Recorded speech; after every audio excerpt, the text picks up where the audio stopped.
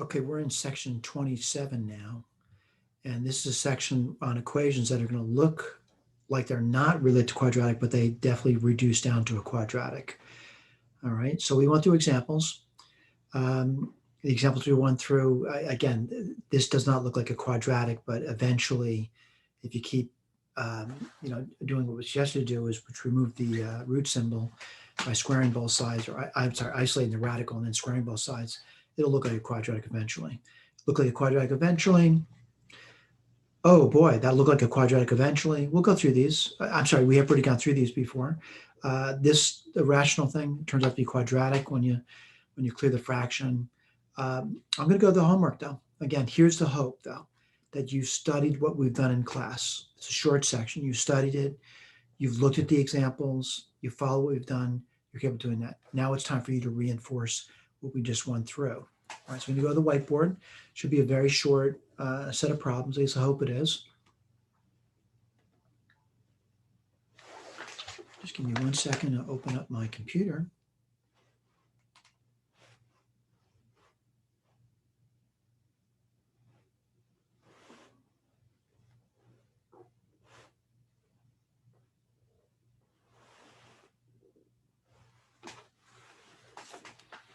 All right. So you should be seeing the whiteboard. Again, hope is this, that you've done the homework already and you studied this section of the notes. What section are we talking about? We're in section 27. And we're doing the homework now. So you should be looking at your homework. Hopefully you've done this. And, certainly my work may look different than yours, but the intent of it should be the same, that is to solve an equation. Now, this does not look like it's a quadratic. In fact, it's not quadratic. You look at it, it's irrational. Right, so the first thing to do is get the LCD in the problem. We've done this in the past. What's the LCD? X times x minus 2. What I'm going to do there is multiply both sides or every term by the LCD. All right, so what do you get? Well, first term, you're going to get 2.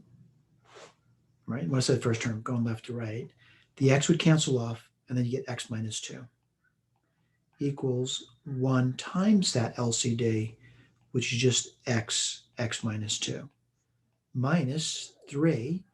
I want to point out the factor that cancels off is x minus 2, so it remains x. All right, let's keep going. Simplification. 2x minus 4 x squared. Now I see the quadratic. Minus 2x minus 3x. Let's keep going forward. 2x minus 4 x squared minus 5x. Well, I'm going to get it to equal 0. So what do you get? X squared. I'm going to subtract 2x from both sides, minus 7x. And I'm going to add 4 to both sides. All right, got the quadratic. So now the question is, how are you going to solve that? Factoring doesn't look productive, and I certainly wouldn't use completing a square.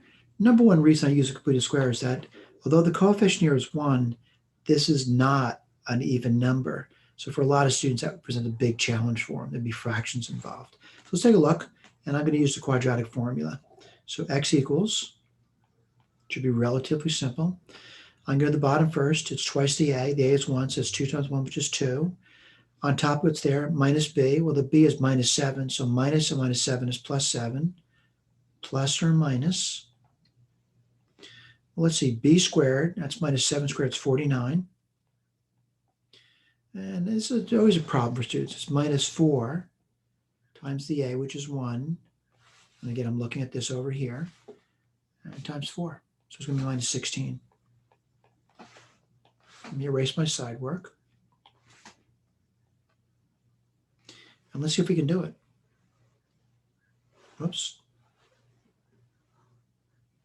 All right. So x is, let's see, 49 minus 16, 33, right?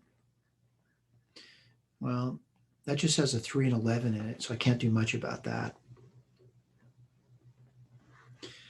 Look at the k. What does it say? X is 7 plus or minus root 33 over 2. Looks good. So the next one, number 2. Boy, 2 looks just like number 1 with a subtle difference. But I got to be honest with you. Every problem you see is going to look like a problem you've already done. And this is so true, right? So true that you're going to see problems. And you say, I think I've done this before. You really have, all right? We're not extending it beyond what we offer in class, by the way. So to write this down, it's 1 plus. Last one was 1 minus. Well, really the same problem almost, except one has a plus sign in it, one has a minus sign in it. What's the LCD? X minus 2. If you multiply both sides of the LCD, you get 2. X minus 2 equals 1 times the LCD, x minus 2, plus 3. Well, x minus 2 would cancel. You get 3x.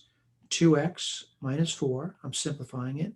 X squared. Yep, it's quadratic. I'm going to keep moving forward. Simplifying the sides, by the way. Notice it's quadratic and get to 0. And by doing that, I'm going to subtract 2x from both sides and add 4. Again, factoring will not be reductive, and I wouldn't go to completing a square because the coefficient of the linear term is not even. All right, so I'm going to use quadratic formula. Oops, sorry about that. I was going to write it over again, but I shouldn't do that. I should just go right to quadratic formula. So x is, I like to do the bottom first, twice the a is 1, so that's 2. The opposite of the b is minus 1, so that would be minus 1 is plus 1, plus or minus. All right, the radicand tends to be somewhat of a trouble for students. B squared, that's minus 1 times minus 1 is 1, minus 4ac. Well, 4 times a, which is 1, times c, which is 4, would be 16. All right, and move up a little tiny bit, and I'll write down the answer now. 1, maybe not the answer, getting close to the answer though, minus 15 there. Remember, when you see that negative thing inside that radicand, take care of it. So it's going to be 1 plus or minus I root 15 over 2. Put a box on it. No, I'm not going to check it with the original. I'm going to look at the answer key. I want to see if that's what the answer is. All right. So yeah, if it's not, say I made a mistake somewhere. So I'm seeing it. All right. I'm seeing the same answer. Let's go to number 3.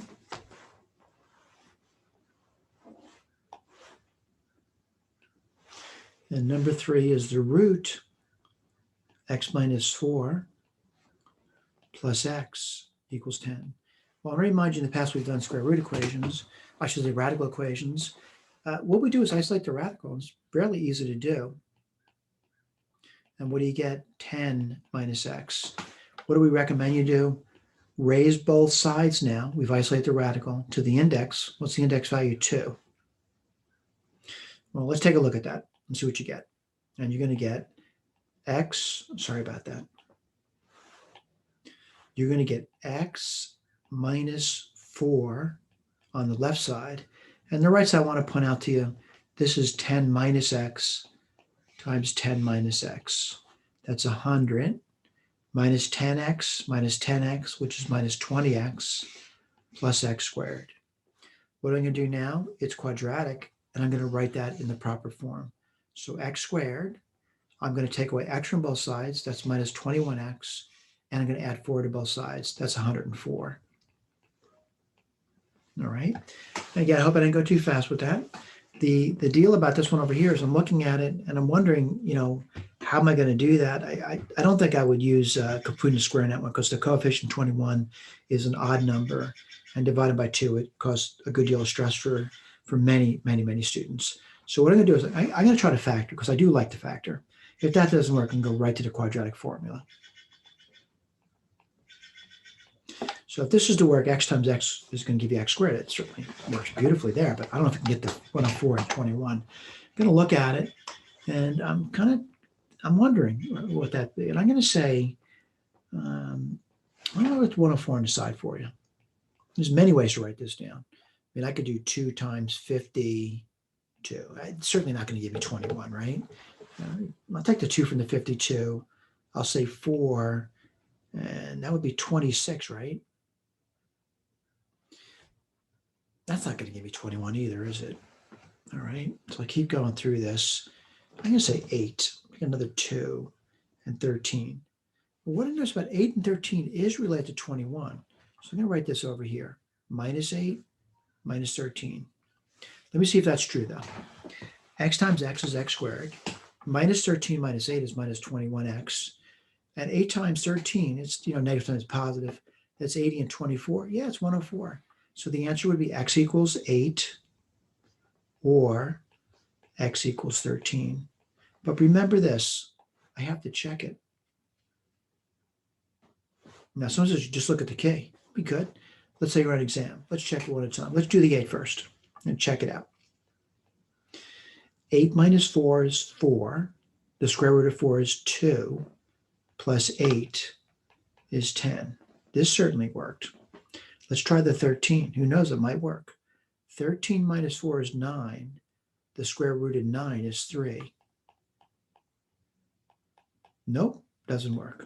So we only have one answer, x equals 8. Let's go to the k.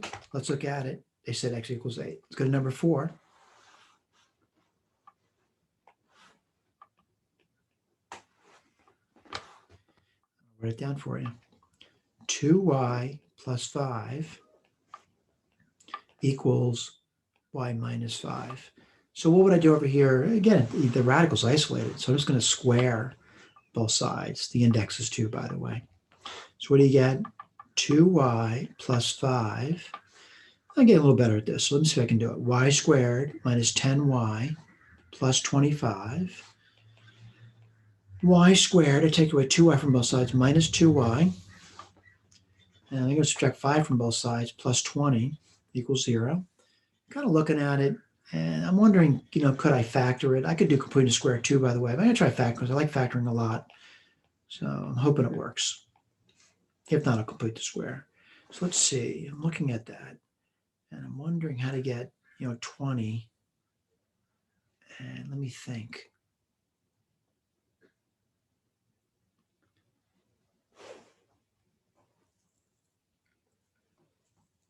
Give me a second here.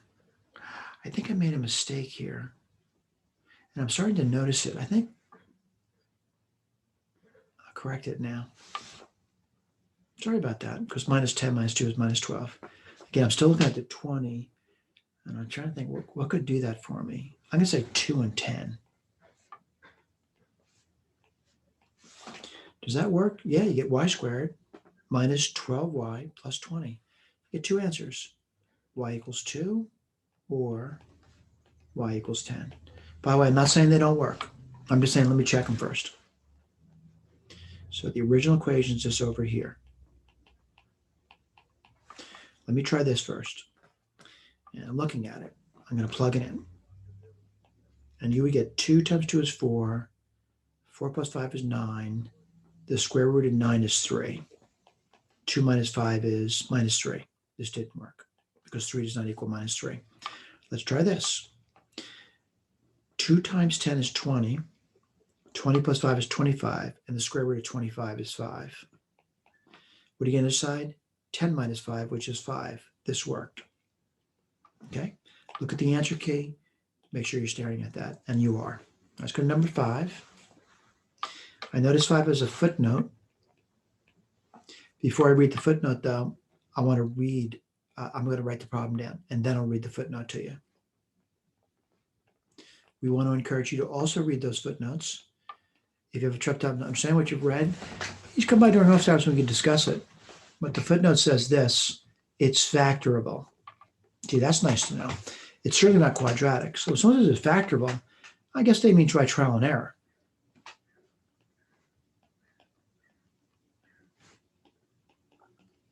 So I'm going to say y squared times y squared definitely gives me y4. Now the 225, that's more difficult. But I'm starting to think maybe I could do it. And I'm going to say 25. And let's see, 25, that would be 9, right? 9 times 25 is 225. I'm still going to check. I'll see if it works out. So, y squared times y squared is y4. That worked beautifully. Minus 25 minus 9 is minus 34y squared. That worked beautifully. And 9 and minus 9 times minus 25 is 225. Works great. I'm going to keep factoring it. Well, the first one's a difference of perfect squares. that's y plus 3, y minus 3. And the second one is a difference of perfect squares. I got my answers now. First factor becomes 0 when y equals minus 3. Or the second factor becomes 0 when y equals 3. Or the third factor becomes 0 when y equals 5. Or the fourth factor becomes 0 when y is minus 5. Look at the key. What did they say? Y is plus or minus 3. Y is plus or minus 5. Feeling good about that. All right, let's take a look. And by taking a look at this, what I want to do is I want to look at the Sage code briefly. Get to that. I'm going to do another share with you. Oh, I made a bad share.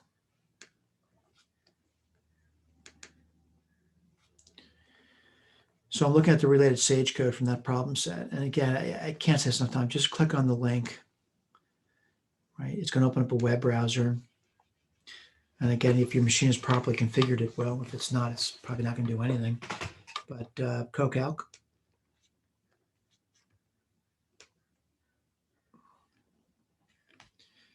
Again, you're using somebody else's resources, so they may not decide to give it to you.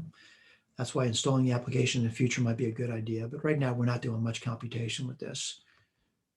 Okay, we've probably done this 30 times already. All right, a new one. Whoops, sorry, new.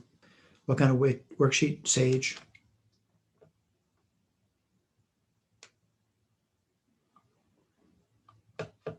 Reset. I'm just typing what I'm seeing. Remember, shift return. X is a variable. Solve. I'm going to solve an equation. I'm going to type it in for you. 3 divided by x. Yes, this is something we've done. Remember, the double equal sign means you have an equation.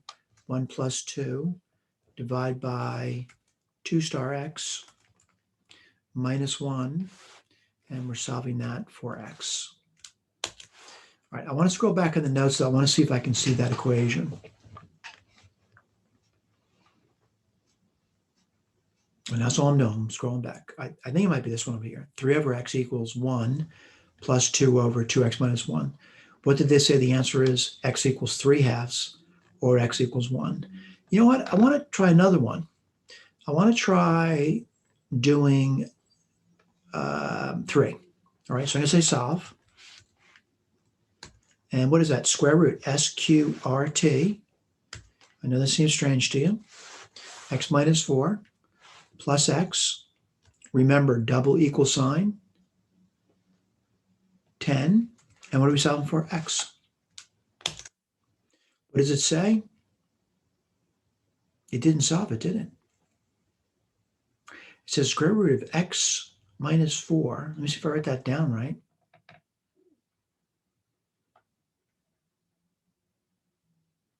Let's try something different. And I'm going to try something different here.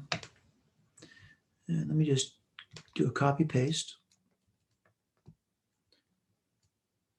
And I'm going to say equals 10 minus x. Don't be frustrated if you can't get things to work, though. This happens all the time, and this is not commercial software. Same thing. All right, so I'm going to go to a different website now. I'm going to go Wolfram Alpha. I would say the more tools you have at your disposal, the better. So I'm going to try this one again. I'm going to say solve and square root. Well, you look the same almost, right? X minus 4 plus x. And the difference here, I'm not going to use t equals sign, just 1. And it's more of a natural language. Let me just hit the return button there. Let's see what happens. Yeah, it gives me 8. What's nice about this software, I want to point out Wolfram Alpha is a really nice product. All right, it's a really nice product. They're going to try to sell you something at some point, though. And the reason for that is they're in business to make money. But you'll be able to do simple problems there. Let me just try another one for you. And again, Sage doesn't always work as advertised, or it becomes so difficult it's hard to work it. Let me do this one over here. I'm going to put square root, SQRT, and I don't need to define the variables. 2y, no, I don't need to put a star in now. Wolfram Alpha is a lot nicer, equals y minus 5. And return. G gives same answer really quickly. I also want to point out it gives very informative pictures. You may not see the information in the pictures yet, though. That may take more time, study and effort to see those pictures of the relationship to the problem. All right. So I'm going to call it that we're done with that homework section. And again, we'll move forward. Thank you.